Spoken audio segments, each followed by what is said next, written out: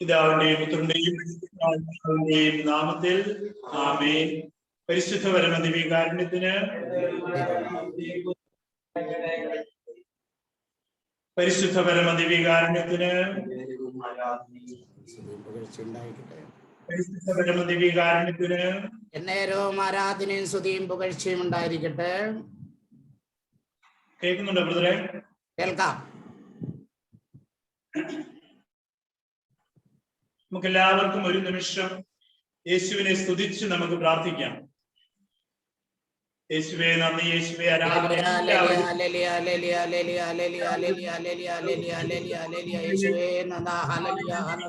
കർത്താവേ ആരാധന ആരാധന ആരാധന ആരാധന മഹത്വം മഹത്വം മഹത്വം. Hallelujah hallelujah hallelujah.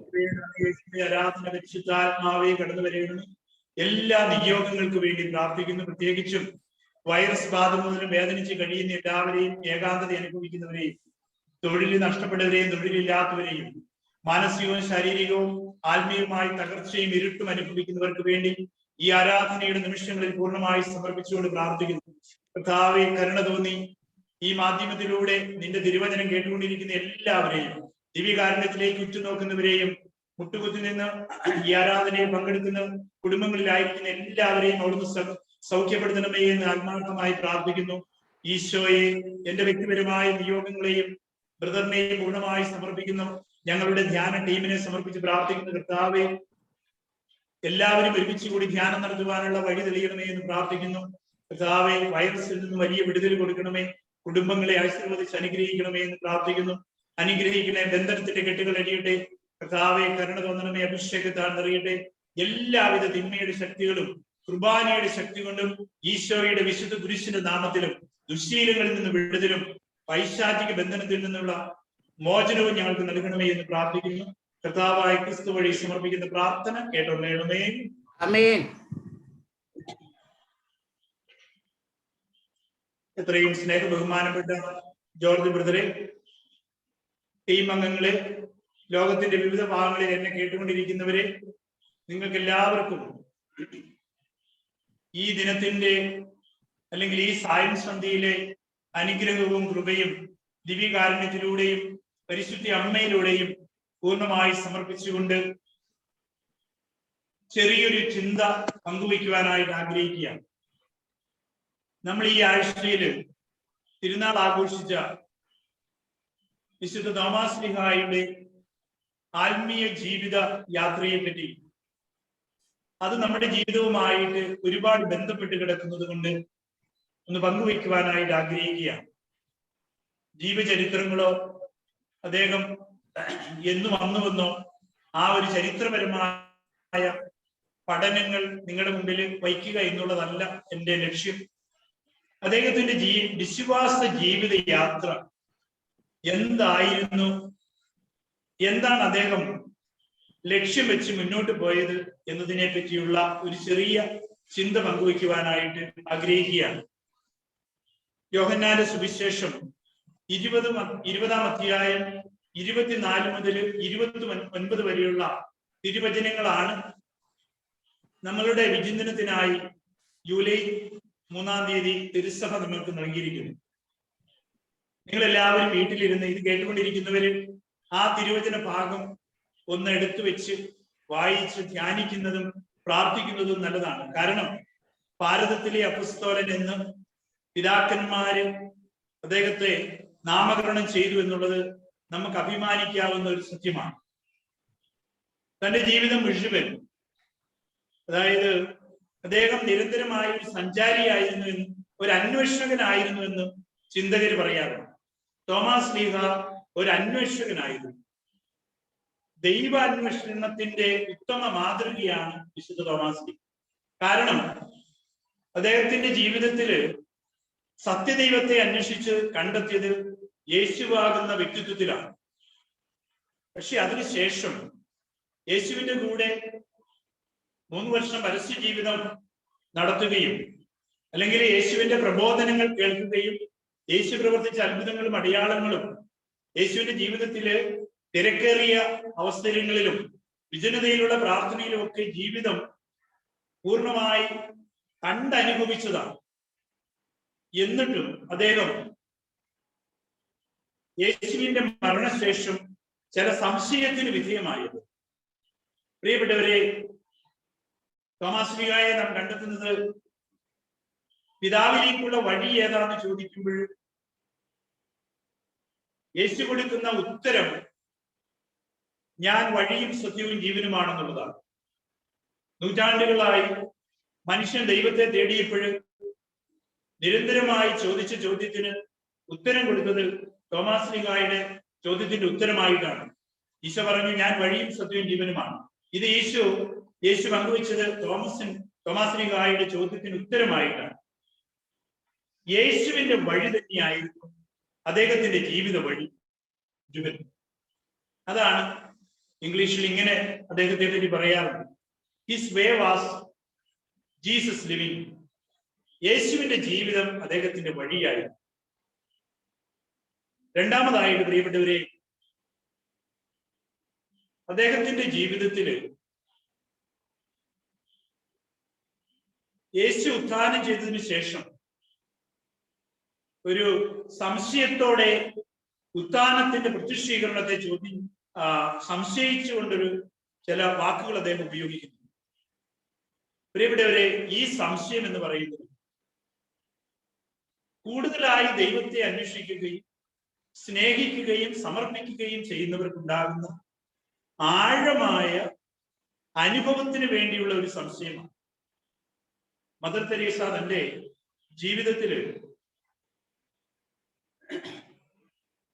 ചില അവസ്ഥയിലൂടെ, ജീവിത പ്രശ്നങ്ങളിലൂടെയൊക്കെ കടന്നുപോയപ്പോൾ മദർ തെരേസ തന്നെ ചിലപ്പോഴൊക്കെ ചോദിക്കുന്ന ഒരു ചോദ്യമുണ്ട്, നീ ഉണ്ടോ? അതിന്റെ അർത്ഥം, പ്രിയപ്പെട്ടവരെ, ദൈവമുണ്ടോ എന്നുള്ള സംശയമില്ല. അതിലുപരി ദൈവം എന്റെ ജീവിതത്തിൽ ഒരു അനുഭവമായി തീരാൻ സ്നേഹത്തിന്റെ തികവിൽ ചോദിക്കുന്ന ഒരു ചോദ്യമാണ്. അത് രണ്ടും രണ്ടാണ്. അതിനെപ്പറ്റി ചിന്തകർ പറയുന്നത്, നമ്മുടെയൊക്കെ ജീവിതത്തില് രണ്ട് റീസണിങ് ഉണ്ടെന്നാണ്. ഒന്ന് നമ്മുടെ മനസ്സിന്റെ അറിവെന്ന് പറയും, രണ്ട് ഹൃദയത്തിന്റെ അറിവ്. The logic of mind and the logic of the heart എന്നാണ്.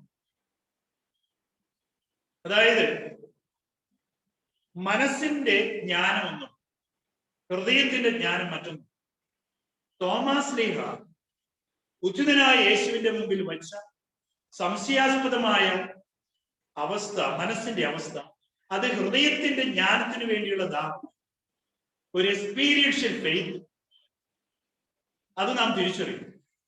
നമ്മുടെയൊക്കെ ജീവിതത്തില് തൊലിപ്പുറത്തുള്ള ഒരു വിശ്വാസമാണ്. പ്രശ്നങ്ങളും പ്രതിസന്ധികളും ഉണ്ടാകുമ്പോൾ ദൈവമുണ്ടോ, എന്തുകൊണ്ട് ഇടപെടുന്നില്ല എന്നുള്ളൊരു ചോദ്യം. ഇന്നലെ എനിക്കൊരു ഫോൺ കോൾ വന്നു. ഒരുപാട് അനുഗ്രഹങ്ങൾ ദൈവത്തിൽ നിന്നും പ്രാപിച്ച ഒരു ചെറുപ്പക്കാരൻ വിവാഹത്തിന് ശേഷം പലതരത്തിലുള്ള പ്രശ്നങ്ങളിലൂടെ കടന്നു പോവുകയാണ്. ഒരുപാട് പഠിച്ചിട്ടും ജോലിയില്ല. അതേപ്പറ്റി ഭാര്യ വീട്ടുകാരെ കുറ്റപ്പെടുത്തുകയാണ്. ജീവിതം മുന്നോട്ട് പൊക്കൊണ്ടിരുന്നപ്പോൾ കടബാധ്യത മൂലം കിടപ്പാടം വിറ്റ് മാതാപിതാക്കൾ വാടകയ്ക്ക്. അപ്പോഴ് ഒത്തിരി പ്രാർത്ഥിക്കുന്നുണ്ട്, എന്നോട് പ്രാർത്ഥന ചോദിക്കുന്നു, ഞാനും പ്രാർത്ഥിക്കുന്നു. ഓർക്കുക, അവരുടെ വീട് വിൽക്കാൻ വേണ്ടിയിട്ട് അവരുദ്ദേശിക്കുന്നതിനേക്കാൾ കൂടുതൽ വില കിട്ടി അത് വിൽക്കാൻ സാധിച്ചത് പ്രാർത്ഥന മൂലമാണ്. ഒരു വലിയ അത്ഭുതം അവർ നേരിട്ട് കണ്ടതാണ്. മകന്റെ വിവാഹം നടക്കാഞ്ഞിട്ട് ഈ മകന്റെ വിവാഹം പല പ്രാവശ്യം മാറിപ്പോയിട്ട് അത് നടക്കാതെ നിരാശയിലായപ്പോൾ പ്രാർത്ഥിച്ചതിന്റെ ഫലമായി വിവാഹം നടക്കുകയുണ്ട്. പക്ഷേ ജോലി ആഗ്രഹിക്കുന്ന വിധത്തിൽ ലഭിക്കാത്തത് അവൻ ഇന്നലെ ഫോൺ വിളിച്ചപ്പോൾ എന്നോട് പറഞ്ഞൊരു സെന്റൻസ് ആണ്. ഒരുപാട് അനുഗ്രഹങ്ങൾ ദൈവത്തിൽ നിന്നും പ്രാപിച്ചവനാണ്, ദൈവത്തെ അറിഞ്ഞവനാണ്. എന്നോട് ഇവനെ അനുഗ്രഹം പ്രാപിച്ചിട്ട് പറഞ്ഞിട്ടുണ്ട്, ദൈവം എന്നെ ഉള്ളം കൈയിൽ കാക്കുന്നുണ്ട്. പക്ഷെ ഇന്നലെ ഈ 2 ദിവസമായിട്ട് ഫോൺ വിളിക്കുമ്പോൾ പറയുന്നത് നിരാശയിൽ പൂർണ്ണമായി കുപ്പ കുത്തിയതിനു ശേഷമാണ്. പരിപൂർണമായി നഷ്ടതയിലായതിന്റെ വക്താവായിട്ടാണ് ആ മകൻ എന്നോട് പറയുകയാണ്, ഇനി വല്ല ചാത്തൻ സേവയ്ക്ക് പോയാലും എനിക്ക് സമ്പത്ത് കിട്ടുമോ അച്ഛാ? എനിക്ക് ഒരു മറുപടി പറയാനില്ലായിരുന്നു. ഞാൻ ഫോൺ കട്ട് ചെയ്തു. പിന്നീട് കുറച്ച് കഴിഞ്ഞപ്പോൾ ഫോൺ വിളിച്ച് തെറ്റുതിരുത്തലിന്റെ ചില കാര്യങ്ങളൊക്കെ പറഞ്ഞു പോകും. അതായത് പ്രിയപ്പെട്ടവരെ, നമ്മുടെയൊക്കെ ജീവിതത്തിൽ ഉണ്ടാകുന്ന വലിയൊരു പാളിച്ചയാണ്. നമ്മുടെ വിശ്വാസ ജീവിതത്തിൽ ഉണ്ടാകുന്ന ഒരു അപാകതയാണ്. നമ്മുടെ വിശ്വാസ ജീവിതത്തിൽ ഉണ്ടാകുന്ന ഒരു ഇരുട്ടാണ്. നമ്മുടെ വിശ്വാസ ജീവിതത്തിൽ ഉണ്ടാകുന്ന ഒരു പരാജയം ആണ്. അതായത് അനുഗ്രഹങ്ങൾ ധാരാളം ലഭിക്കുമ്പോൾ ദൈവം നല്ലതാണ്. എപ്പോഴും ഓർക്കുക, പഴയ നിയമത്തിൽ ദൈവത്തെ വ്യാഖ്യാനിച്ച് പറയുന്നതും ദൈവത്തെ വിളിക്കുന്നതും എൽ ഷദായ് എന്നാണ്. ഞാൻ കഴിഞ്ഞ പ്രാവശ്യത്തെ പറഞ്ഞു. അതിന്റെ അർത്ഥം ദൈവം ഉയരത്തിൽ പറക്കുന്ന കഴുകന് തുല്യമാണ്. അതായത് കണ്ണിലെ കൃഷ്ണമണി പോലെ നമ്മളെ സംരക്ഷിക്കും. നമ്മൾക്ക് എന്താണ് ആവശ്യമെന്ന് 24 മണിക്കൂറും ഓരോ നിമിഷവും വിനാഴികയിലും അവിടുന്ന് നമ്മളെ സംരക്ഷിച്ചു കൊണ്ടിരിക്കുന്നു. ഞാനും നിങ്ങളും ഒക്കെ ചില സമയങ്ങളിൽ തോമസിനെ പോലെ സംശയത്തോടെ ദൈവത്തോട് വാഗ്വാദങ്ങൾ നടത്തിയിട്ടുണ്ടാകാം, സംസാരിച്ചിട്ടുണ്ട്, സംവാദത്തിൽ ഏർപ്പെട്ടിട്ടുണ്ടാകും. അതൊക്കെ ഒരു പ്രാർത്ഥനയാണ്. വിശ്വാസിക്ക് എപ്പോഴും അവൻ ഇഷ്ടപ്പെടാത്തത് വരുമ്പോഴും അവന്റെ മനസ്സിൽ നിന്ന് വരുന്ന സംശയവും പ്രാർത്ഥനയാണ്. അപ്പോഴ് എൽ ഷദായ് എന്ന് പറഞ്ഞാൽ എന്റെ പ്രശ്നത്തിനുപരിയായി മുകളിലായി പറക്കുന്ന ദൈവം എന്നാണ് ഇന്ത്യ. എന്റെ എന്ത് പ്രശ്നമുണ്ടെങ്കിലും അതിന്റെ മുകളിലാണ് എന്റെ ദൈവം. അവിടുന്ന് കരുണാമയനാണ്, കരുതലുള്ള അമ്മയാണ്. അവിടുന്ന് നീതി നടത്തുന്ന പിതാവ് മാത്രമേ, മടിയിലിരുത്തി ലാളിക്കുന്ന, കണ്ണുനീരൊക്കുന്ന, കരുതൽ നൽകുന്ന ഒരമ്മ ഭാവമുണ്ട്. അത് മറക്കാതിരിക്കട്ടെ. നമ്മുടെ ചെറിയ ആഗ്രഹങ്ങൾ പോലും, എനിക്ക് ഒരുപാട് അനുഭവങ്ങളുണ്ട് എന്റെ വ്യക്തിപരമായ ജീവിതത്തിൽ. ചെറിയ ആഗ്രഹങ്ങൾ പോലും അവിടുന്ന് ഞാൻ ഈശോയോട് പറയും. അതിപ്പോ ഡേ ടു ഡേ ലൈഫില് ചിലരെ കാണുന്നതിന് വേണ്ടി, ചില ആവശ്യങ്ങൾ കിട്ടുന്നതിന് വേണ്ടി, അല്ലെങ്കിൽ എന്റെ ടോക്കിന് വേണ്ടി, ചില ആവശ്യങ്ങൾ, വളരെ നിസ്സാരമായ കാര്യങ്ങൾ പോലും നമ്മുടെ തമ്പുരാന്റെ മുമ്പിൽ നമ്മൾ സമർപ്പിക്കുമ്പോൾ നമ്മൾ കൊച്ചു കുഞ്ഞിനെ പോലെ പിതാവിന്റെ മുമ്പിൽ ആയിരിക്കുകയാണ്. ഇത്തരത്തിലൊരു ബന്ധം നമ്മൾ ആർജിച്ചെടുക്കും. അതാണ് നമുക്ക് ആവശ്യം. അതിന് ഉദാഹരണം ചെറുപുഷ്പമാണ്. കൊച്ചുറേസ്യ എന്ന് നമ്മൾ വിളിക്കുന്ന ആ ചെറുപുഷ്പം പിതാവായ ദൈവത്തെ അപ്പച്ച എന്ന് വിളിച്ചുള്ള നിരന്തരമായ സംവാദങ്ങളുണ്ട്. അതാണ് നവമാലികയിൽ അവൾ കൊടുത്തിരിക്കുന്നത്. സാധിക്കുന്നവരൊക്കെ ആ ബുക്ക് വായിക്കുന്നത് നല്ലതാണ്. എന്റെ ജീവിതത്തില് സുവിശേഷം കഴിഞ്ഞിട്ട് ഏറെ സ്വാധീനിച്ച ഒരു ഗ്രന്ഥമാണ്. എന്റെ വൈദിക ദൈവവിളിയിലും പരിശീലനത്തിലും എന്റെ വൈദിക വൃത്തിയിലുമൊക്കെ.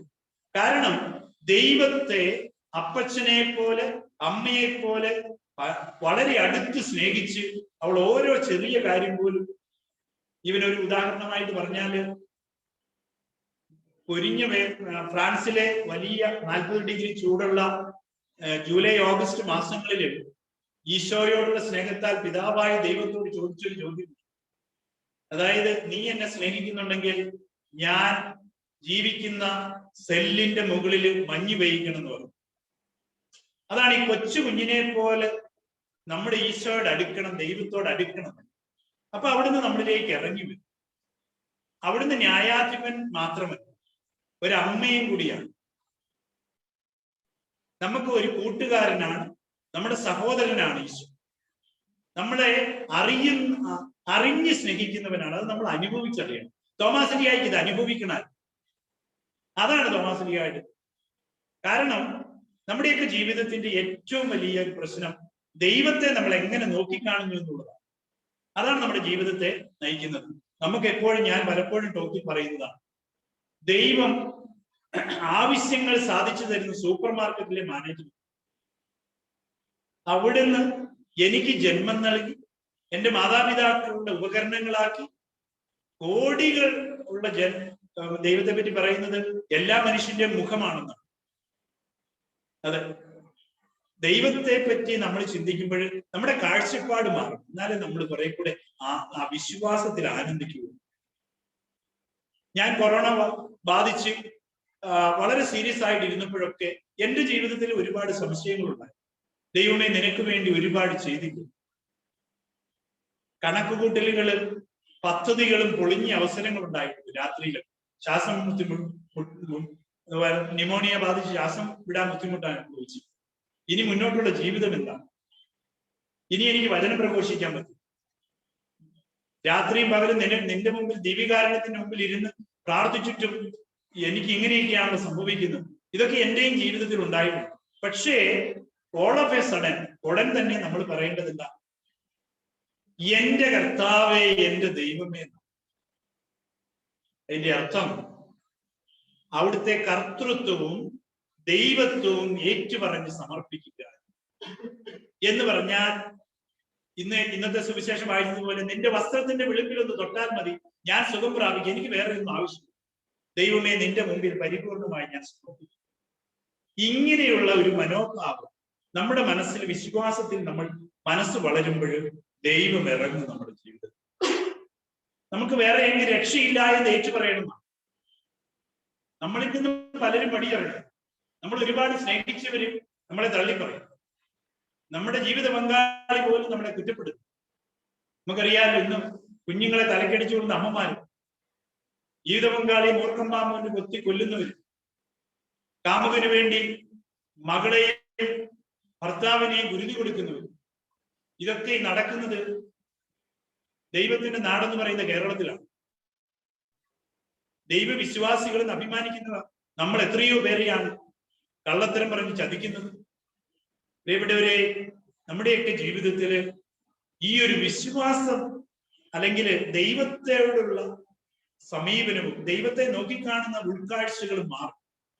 അവിടുന്ന് ഒരമ്മയാണ്, ഒരപ്പനാണ്, നിരന്തരം നമ്മളെ പരിപാലിക്കുകയാണ്. അതുകൊണ്ടാണ് തോമസ് പറഞ്ഞു, ഓരോ ചെറിയ സംശയം പോലും അവിടുന്ന് കാണുന്നുണ്ട്. ചെറിയ വാക്ക് പോലും നമ്മുടെ എല്ലാ ചെയ്തികളും അവിടുന്ന് കണ്ടുകൊണ്ടായിരിക്കും. ആ ഒരു തിരിച്ചറിവ് നമുക്ക് വേണം. അതെ, അതുകൊണ്ടാണ് പാപിയായ എന്നോട് കരുണ തോന്നണമേ എന്ന് നിലവിളിക്കണം എന്ന് പറയും. നമ്മളെല്ലാം മനുഷ്യരാണ്, പാപത്തിന് ചായ്വുള്ളവരാണ്. പക്ഷെ ദൈവത്തിന്റെ കരുണ കൊണ്ട് എന്നെ രക്ഷിക്കണമേ എന്ന് ചെറുപുഷ്പം നിരന്തരം പ്രാർത്ഥിച്ചിരുന്നു, എല്ലാ വിശുദ്ധാത്മാക്കളും. അതുകൊണ്ട് പ്രിയപ്പെട്ടവരെ, തോമസ് ഹൃദയത്തിന്റെ ജ്ഞാനം കൊണ്ട് നിറഞ്ഞു, അനുഭവത്തിലുള്ള വിശ്വാസത്തിൽ മനസ്സ് വളർന്നു. എന്നിട്ടാണ് അദ്ദേഹം പറഞ്ഞത്, എന്റെ കർത്താവേ, എന്റെ ദൈവമേ, ഒരു സമർപ്പണത്തിന്റെ നിലവിളിയായി. ഞാൻ ചിന്തിച്ചത് മുഴുവനും മാനുഷികമാണ്. നിന്റെ ദൈവീകത കൊണ്ട് എന്റെ മാനുഷികതയിലെ തിന്മകളെ നീ ലഹരി പിടിപ്പിക്കണമേ എന്നുള്ള പ്രാർത്ഥനയാണ്. നിങ്ങൾ കേട്ടുകൊണ്ടിരിക്കുന്ന എല്ലാവരും ഈ ഒരു മനോഭാവത്തിലേക്ക് മാറും. ദൈവമേ, നിന്റെ വിശുദ്ധി കൊണ്ടും സ്നേഹം കൊണ്ടും വിശ്വാസത്തിന്റെ തീവ്രത കൊണ്ടും എന്നെ ലഹരി പിടിപ്പിക്കണം. രക്തസാക്ഷികൾ, പ്രത്യേകിച്ചും സെബസ്ത്യാനോസും ഈ പഴയകാല രക്തസാക്ഷികൾ മുഴുവനും പ്രാർത്ഥിച്ചൊരു പ്രാർത്ഥന. അത് നമ്മൾ ഈ കാലഘട്ടത്തിൽ, ഈ പീഡനത്തിന്റെ നടുവിൽ നമ്മൾ പ്രാർത്ഥിക്കണം. വൈറസ് ഒരു പീഡനമാണ്, ഒരു പ്രലോഭനമാണ്. അതിനെ ചെറുത്തു നിൽക്കാനായിട്ട് നമുക്ക് ശക്തമായ കരുണയുടെ പ്രാർത്ഥന. രക്തസാക്ഷികൾ ഇങ്ങനെ പ്രാർത്ഥിച്ചിട്ടുണ്ട്, ദൈവമേ, എന്റെ ഞരമ്പ് തിരിയായും എന്റെ രക്തം എണ്ണയായും നിന്റെ തിരുമുമ്പാകെ കത്തി ജ്വലിച്ച് തീരട്ടെ. ഇത്തരത്തിലുള്ള തീവ്രത അവർക്കുണ്ടായി. ഇത് നമുക്ക് ആധുനിക കാലഘട്ടത്തിൽ വിശ്വാസം നമുക്ക് പുറംതൊലിയിലുള്ളതായ ഒരവസ്ഥയാണ്. തോമസ് ലീഹായുടെ വിശ്വാസ യാത്ര, ആ വിശ്വാസത്തിന്റെ സഞ്ചാരം പുറംതൊലിക്ക് അല്ലെങ്കിൽ പുറമേയുള്ള ഒരു വിശ്വാസമല്ല, എക്സ്പീരിയൻഷ്യൽ ഫെയ്ത്ത് ആയി. എന്ത് സംഭവിച്ചാലും നിനക്ക് വേണ്ടി മരിക്കും. അതാണ്, ഈ ഒരു അനുഭവമാണ് 12 സ്ലീഹന്മാരിൽ ഏറ്റവും കൂടുതൽ യാത്ര ചെയ്തു. ഈ അന്നൊക്കെ കുഗ്രാമവും ഒരുപാട് അനാചാരങ്ങളും ജാതി വ്യവസ്ഥതകളും കൊടുമ്പിരി കൊണ്ട് നിൽക്കുന്ന ഈ മനോഹരമായ ഭൂപ്രദേശത്ത് അദ്ദേഹം എത്തി. ഉന്നത കുലജാതരെയും കണ്ടുമുട്ടിയവരെയൊക്കെ യേശുവിന്റെ വചനം പഠിപ്പിച്ച് ആ ഒരു സാക്ഷ്യമായി ജീവിച്ചു. അദ്ദേഹം പരസ്യ ജീവിതകാലത്ത് കൂടെ നടന്നപ്പോഴും കൂട്ടിരുന്നപ്പോഴും തന്റെ ഗുരുനാഥനോട് വിളിച്ചു പറഞ്ഞതുപോലെ നമുക്കും അവനോടുകൂടി പോയി മരിക്കാമെന്ന് പറഞ്ഞ് ആ ഒരു സാക്ഷ്യം, ആ ഒരു ആന്തരിക പൾസ് നമുക്കറിയാം.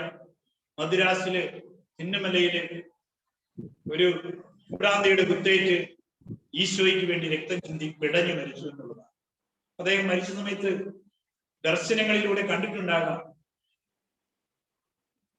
അതായത് തന്റെ കുരിശുമെടുത്ത് തന്റെ പീഡനങ്ങളെ സ്വന്തമായി ഏറ്റെടുത്ത് അനുഗമിക്കാത്തവർ എന്റെ ശിഷ്യരല്ല എന്നുള്ള യേശുവിന്റെ പ്രബോധനം മനസ്സിൽ ഉരുവിട്ടുകൊണ്ടായിരിക്കും അദ്ദേഹം മരിച്ചു. പ്രിയപ്പെട്ടവരെ, മനസ്സില് കുടിയിരുത്തേണ്ട തോമസ് ലീഗായുടെ ജീവിത സാക്ഷ്യപത്രത്തിന്റെ ഒരു സന്ദേശം: എന്ത് വില കൊടുത്തും വിശ്വാസം ജീവിത ശൈലിയിലൂടെ സാക്ഷ്യം വഹിക്കും. അതാണ്. അതായത് നമ്മളിന്ന് ജീവിക്കുന്ന സാഹചര്യം എല്ലാത്തിനും കള്ളത്തരവും സത്യസന്ധമല്ലാത്ത സമീപനവുമാണ്. അതുകൊണ്ടാണ് ഒരു ചിന്തകൻ പറഞ്ഞത്, the attitude of sincerity is dead എന്നാണ്. സത്യസന്ധത ലോകത്ത് മരിച്ചു കഴിഞ്ഞു. മനസ്സിലായോ? അങ്ങനെയുള്ള ഒരു സാഹചര്യത്തിലാണ് നാം ജീവിക്കുന്നത്. ആരാണ് നമ്മെ സ്നേഹിക്കുന്നത് നമുക്കറിയില്ല. എല്ലാരെയും സംശയത്തോടെ കാണുന്ന ഒരു മുഖമാണ്. ആർക്കാണ് സത്യസന്ധതയുള്ളത് നമുക്കറിയില്ല. ജീവിക്കാൻ വേണ്ടി എന്ത് കള്ളത്തരവും കാണിക്കുന്ന ഒരു പ്രവണത. ഈ സാഹചര്യത്തിൽ സത്യസന്ധതയുടെ, ജീവിക്കുന്ന വിശ്വാസത്തിന്റെ, ഏറ്റുപറച്ചിലിന്റെ, എന്റെ കർത്താവേ എന്റെ ദൈവം, നമുക്കും അവനോടുകൂടി പോയി മരിക്കാം, അവന്റെ മുറിപ്പാടുകൾ എനിക്ക് ജീവിതത്തിൽ ബലമാകണമെന്നുള്ള ആ ഒരു അവസ്ഥാവിശേഷം എപ്പോഴും ഓർക്കുക. The wounds are the revealing fact of God. ദൈവത്തിന്റെ വെളിപാടാണ് ജീവിതത്തിന്റെ മുറിവുകൾ. ദൈവം ഇറങ്ങുന്ന ചാനലാണ്. അതെ, മറക്കരുത്. പട്ടിണിയും ദാരിദ്ര്യവും രോഗവും പരാജയവും തൊഴിലില്ലായ്മയും കുറ്റപ്പെടുത്തലുകളും മാറ്റി നിർത്തപ്പെടലും ഇറക്കിവിടലും അവിശ്വസ്തതയും ഒക്കെ ജീവിതത്തിൽ ലുത്തിനിയ പോലെ അരങ്ങേറുമ്പോഴും ഓർക്കുക, ദൈവം അയക്കുന്ന മുറിവുകളാണ്. അവിടെ അതിലൂടെ രക്തം നനയ്ക്കുന്ന മുറിവിലൂടെ ദൈവപുത്രനെ ദർശിക്കുവാനുള്ള ആഴമായ തിരിച്ചറിവ് തോമസ് ലീഗ നമുക്ക് പകുത്തു നൽകിയിട്ടുണ്ട്. അതെ, the wounds are the revealing fact of God. പരിശുദ്ധ കുർബാന തുറക്കപ്പെട്ട ദൈവത്തിന്റെ ഹൃദയത്തിന്റെ മുറിവാണ്. അതെ, ആ കുർബാനയിലേക്ക് നോക്കി സ്നേഹത്തിന്റെ മുറിവ് നാം ദർശിക്കും. ബലിയായി തീരാനായിട്ടുള്ള ഒരു വെളിപാട് നമുക്ക് ഇവിടെ നിന്നാണ് ലഭിക്കുന്നത്. അതുകൊണ്ടാണ് എല്ലാ സമർപ്പിതരും വൈദികരും ഞങ്ങളെയൊക്കെ പണ്ട് പഠിപ്പിച്ചിട്ടുള്ളത്, എല്ലാ ദിവസവും അരമണിക്കൂറെങ്കിലും ദിവ്യകാരുണ്യത്തിൽ ഏകാന്തതയിൽ ഇരിക്കുന്ന വൈദികന്, സമർപ്പിതർക്കും കുടുംബജീവിതം നയിക്കുന്നവർക്ക് വിശ്വാസം ബലമായി തീരുകയും. മറക്കാതിരിക്കണം. ഏത് മാധ്യമങ്ങളിൽ നമ്മൾ ജീവിച്ചാലും, ഏത് സൈബർ വേൾഡ് നമ്മളെ കീഴടക്കിയാലും മനുഷ്യന് സമാധാനവും ഐശ്വര്യവും വിശ്വാസവും പുഷ്ടി പ്രാപിക്കുന്നത് കുർബാനയുടെ നീർച്ചോലയിൽ നിന്നാണ്. ബലിപീഠമാണ് നമുക്ക് വരുന്നത്. എന്റെ കർത്താവേ എന്റെ ദൈവമേ എന്ന് നമുക്ക് വിളിക്കാൻ പറ്റും. എന്നെ കേട്ടുകൊണ്ടിരുന്ന എല്ലാവർക്കും തോമസ് ലീഗായുടെ വിശ്വാസത്തിന്റെ ഫലം ആ മുറിവിനെ നോക്കി പറയാൻ പറ്റും. രക്തം വനയ്ക്കുന്ന മുറിവിൽ രക്ഷകനെ ദർശിച്ച ആ വിശുദ്ധന്റെ തിരുശേഷിപ്പിന്റെ വാക്കുകളാണ് ഇത്. അദ്ദേഹം നൽകിയ വചനമാകുന്ന തിരുശേഷിപ്പാണ്. പറഞ്ഞത് ഇപ്രകാരമാണ്: എന്റെ കർത്താവേ എന്റെ ദൈവം.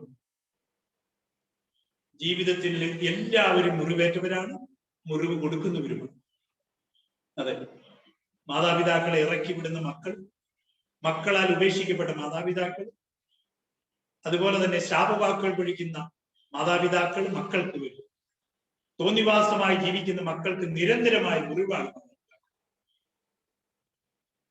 ഭാര്യയുടെ ഭർത്താവിന്റെ അവിശ്വസ്തമായ ബന്ധങ്ങൾ മൂലം തകരുന്ന കുടുംബങ്ങളുണ്ട്. അതെ, ഒത്തിരി പ്രാർത്ഥിച്ചിട്ടും പ്രവർത്തിച്ചിട്ടും സമാധാനവും ഇടവക ജനത്തിൽ നിന്നും സന്തോഷം ലഭിക്കാത്ത വൈദികർ, ഇങ്ങനെ നീളുന്ന മുറിവുകൾ, തെറ്റിദ്ധരിക്കപ്പെടുന്ന സന്യാസം. പ്രിയപ്പെട്ടവരെ, ഈ മുറിവുകളൊക്കെ ദൈവപുത്രന്റെ വെളിപാടായി നമുക്ക് ദർശിക്കാൻ പറ്റും. അതിനുള്ള കൃപയ്ക്ക് വേണ്ടി നമുക്ക് പ്രാർത്ഥിക്കാം. എന്നെ കേട്ടുകൊണ്ടിരിക്കുന്ന എല്ലാവർക്കും പരിശുദ്ധ കുർബാനയുടെ അഭിഷേകവും ആശീർവാദവും സ്വീകരിക്കാം. നമുക്ക് ഒരുമിച്ച് അവിടുത്തെ സ്തുതിച്ച് പ്രാർത്ഥിക്കാം. വെളിപാടുകൾ മുറിവിലൂടെ തരുമ്പോൾ അതിൽ നിന്ന് പിന്തിരിഞ്ഞു പോകാതിരിക്കുവാനും പിടിച്ചു നിൽക്കുവാനുമുള്ള ബലത്തിന് വേണ്ടി യേശുവേ ആരാധന, യേശുവേ സ്തുതി, യേശുവേ ആരാധന, യേശുവേ സ്തുതി. Hallelujah, hallelujah, hallelujah, hallelujah, hallelujah, hallelujah, hallelujah. യേശുവേ സ്തോത്രം. Hallelujah, hallelujah, hallelujah. ആരാധന, ആരാധന, ആരാധന, ആരാധന, ആരാധന, ആരാധന, ആരാധന, ആരാധന. യേശുവേ സ്തോത്രം. ഹല്ലേലൂയ. ഈ ധ്യാന ടീമിനെ ഉയർത്തണമേ. അത്ഭുതങ്ങളും അടയാളങ്ങളും ഇടവകയെ അനുഗ്രഹിക്കണമേ. കർത്താവേ, എന്റെ കുടുംബത്തെ, കുടുംബാംഗങ്ങളെ രക്ഷിക്കണമേ. തങ്കച്ചന്റെ രോഗസൗഖ്യത്തിന് വേണ്ടി പ്രാർത്ഥിക്കുന്നു. സിനാജിനും ദിവ്യയ്ക്ക് മക്കളെ കൊടുത്ത് അനുഗ്രഹിക്കുന്നതിന് വേണ്ടി തൊഴിലില്ലാതെ എല്ലാവരെയും സമർപ്പിച്ച് പ്രാർത്ഥിക്കുന്നു. യഹോവയുടെ കുടുംബജീവിതത്തെ സമർപ്പിച്ച് പ്രാർത്ഥിക്കുന്നു. കർത്താവെ അനുഗ്രഹിക്കണമേ. ഇവിടെ പ്രാർത്ഥിക്കുവാനായി എത്തുന്നവരെ സമർപ്പിക്കുന്നു. ദിവ്യകാരുണ്യനാഥ, രാത്രിയിൽ നിന്റെ ദർശനത്താൽ എന്നെ നീ വിശുദ്ധീകരിക്കണമേ എന്ന് പ്രാർത്ഥിക്കുന്നു. മനസ്സിനെ വിശുദ്ധീകരിക്കണമേ, നിർമ്മലമാക്കി തീർക്കണമേ, ഹൃദയത്തിൽ ജ്ഞാനം തരയണമേ, എന്റെ പഠനത്തെ വിജയിപ്പിക്കണമേ. കർത്താവെ, എന്റെ ഇടവക ശുശ്രൂഷ വേദികളെ അനുഗ്രഹിക്കണമേ. ഇടവകയിൽ ഐക്യവും സഹകരണവും സമാധാനവും സാമ്പത്തികമായ അഭിവൃദ്ധിയും കൊടുക്കണമേ എന്ന് പ്രാർത്ഥിക്കുന്നു. കർത്താവായ ക്രിസ്തു വഴി സമർപ്പിക്കുന്ന പ്രാർത്ഥന കേട്ടോളണമേ. ആമേൻ. ആശീർവാദത്തിന് വേണ്ടി ഒരുങ്ങാം. നമ്മുടെ കർത്താവ് ഈശോ മിശിഹായുടെ കൃപയും പിതാവായ ദൈവത്തിന്റെ സ്നേഹവും പരിശുദ്ധാത്മാവിന്റെ സഹവാസവും പരിശുദ്ധ കുർബാനയുടെ അഭിഷേകം, കുർബാനയുടെ സൗഖ്യം, കുർബാനയുടെ ദർശനം, കുർബാനയുടെ സ്പർശനം, ശാരീരികവും മാനസികവുമായ സൗഖ്യം, ഈ ആശീർവാദം ലോകത്തിന്റെ വിവിധ ഭാഗങ്ങളിലും എന്നെ കേട്ടുകൊണ്ടിരിക്കുന്നവർക്കും ഈ ദർശനം ലഭിച്ചവർക്കും പിതാവായ ദൈവമേ, നിന്റെ ശക്തി കൊണ്ട് ഈ ഇതൊരു ബെത്സയിദ കുളക്കരയാക്കി ജീവിക്കുന്ന സാക്ഷ്യമാക്കി മാറ്റണമേ എന്ന് പ്രാർത്ഥിക്കുന്നു. ഇപ്പോഴും എപ്പോഴും എന്നേക്കും. ആമേൻ.